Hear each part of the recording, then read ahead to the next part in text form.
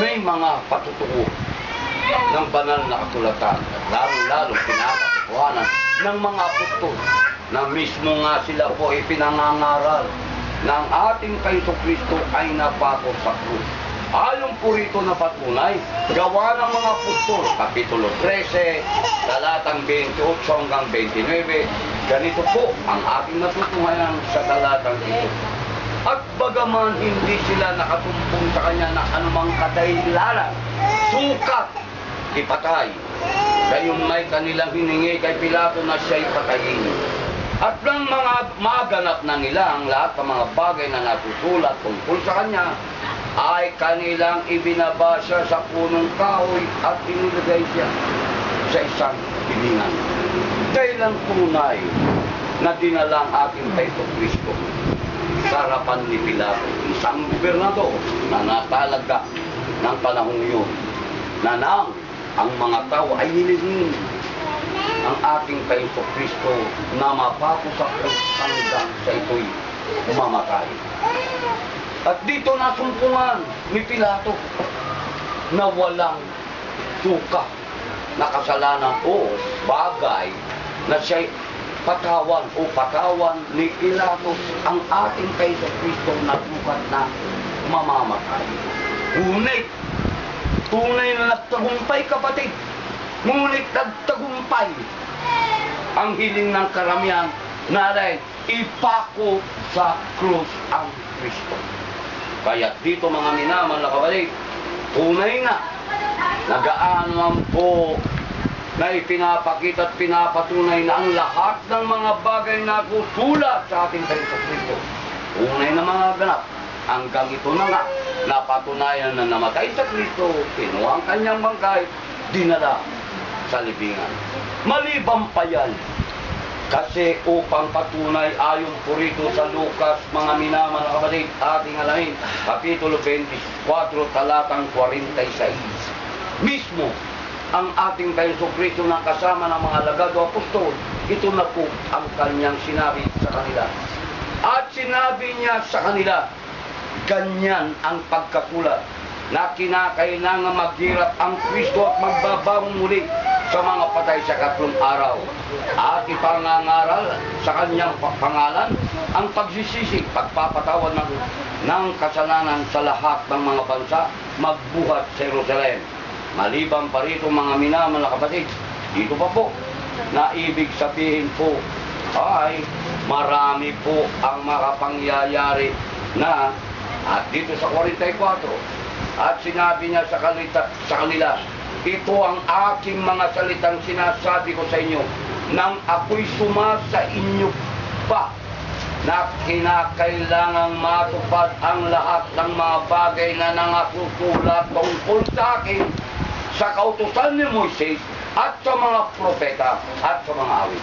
Kita mo kapatid, hindi pa siya nag-anyong tao, natapat sa mga kautusan ni Moises o sa aklat ni Moises na 5 nasusulat na. Ganon din ang mga propeta, napakaraming propeta na nagsulat sa banal na aklat. Isinulat ang ating Paiso Kristo na mga bagay. Ganon din sa awit ni Haring David na ayon sa kanya mismo, noong ako'y sumasa inyo pa, ito ang sinasabi ko sa inyo. Nang lahat ng mga bagay na natutulat sa akin ay mga gaganap sa takdal. At naganap na nga po na siya ay sa sukat na nakita noong hukom na pinagdalhan kay Pilato, nakita niya walang kasalanan. Kaya tagugat pa nga ng kamay upang nga rin pagpapakita na anumang kanyang isipin, walang bagay na ginawang kasalanan ang ating Paiso Kristo. Datapot na nga sulat na kapatid na siya ay magbabatas sa krus hanggang ito'y mangamatay at nakapangyayari. Kaya dito kapatid, ito po ang pagbabalita na patungkol sa patutuo ng Diyos na ang ating mismong Panginoon ay napako sa krus. Dito po sa sulat ng Apostol Pablo sa mga taga-Corinto, Kapitulo 2, talatang 1 hanggang 2. At ako nga, mga kapatid, nang pumariyan sa inyo ay hindi ako napariyan na may kagalingan sa pananalita o sa karunungan na nagbabalita sa inyo ng patutuo ng Diyos.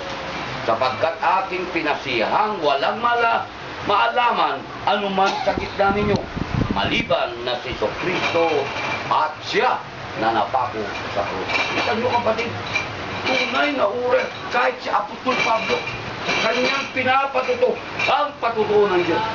Ang ating Panginoong Kristo tunay na napako sa krus.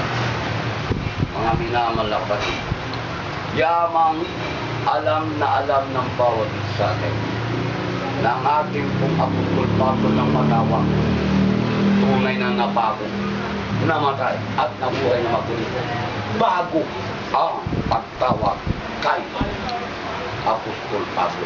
Ngunit siya mismo sa patutuo ng Diyos, tunay na kanyang ipinangaral ang ating Panginoong Kristo na napako sa ngayon kapatid, anong dapat na gagawin ng bawat isa sa atin na mga anak ng Diyos na tunay na sa pamamagitan ng isang katawan o iglesia tayo pinagkakasundo na tunay na nakakalam ng kahalagan ng Kristo. Ito na po, di mga hindi tunay o ika nga nadaya, nangaligaw sa pagkaalam ng kahalagan ng Kristo ang ating Kristo. Tatagpot sa atin, napakahalaga. Kaya ibang-iba nga yung gawa nila na pagpapahalaga sa krus. Iba rin ang ating nalalaman na tunay na pinapahalaga ng krus ni Kristo. Ngayon, ano ang dapat natin gagawin? Narito po, ayon po sa sulat ng Apostol Pablo sa Galacia, Kapitulo 5, talatang 24, ganito po ang ating matutungayan sa talatang ito.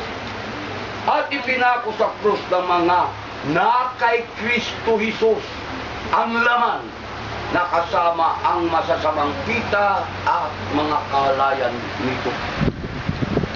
Ano dapat natin gawin kapatid?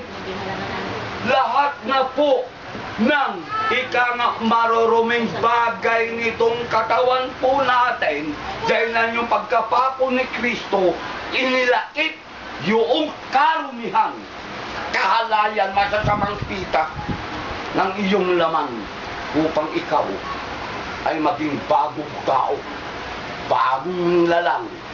Ang nanananahan sa iyo ay ang Espiritu o banal na Espiritu ng Diyos.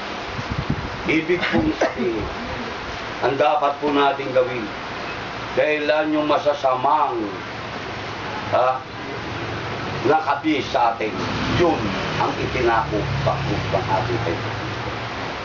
Kaya yung gawa ng laman, kaaway ng Espiritu o kaaway sa Panginoon. So, paano pala? Ito nga po, yung masasamang pita, kalayawan, kalibugan, yan, mga bagay na nasa katawan ng tao, na yan marapat ay iwaglit ka. Dahil ipinako na po ang ating Panginoon Kristo, yung bagay na yan. Kaya laman ka man sa nakikita, datapwa, ang nananaig at nananagumpay sa iyo ay Espiritu ng Diyos o salita ng Diyos. Ayaw na yan. Kaya kung pilit natin isaksak ang ating sarili sa mga gawang yan, ay hindi ka bagong lalang, hindi ka bagong tao sa harapan ng Diyos. Namumuhay ka pa sa kalooban ng laman. Kaya't ano nga ang sabi ng ating Panginoong Kristo sa atin? Talikdan ninyo ang kalooban ng laman. Ayon pa kay Apostol Pablo sa Roma, huwag nawa kayong mga buhay sa laman. Itilukano na di kay ngagbyat alinalasak. Sa amuyo tilasag, di na kaya timabisman. Di na kaya timarigatan. Di na kaya titibanag. Nahaan nga naragsak kigwana. Puro pagragsakan tinubog. Dahil dati papay ka, yan ang ipinihinawag ng Ama. Kaya nga napako ang krus yan. Para nang sa magkagayon, karapat-dapat tayo sa karya. Ngunit kung ipipilit mo kapatid, sabi ko na, nagiging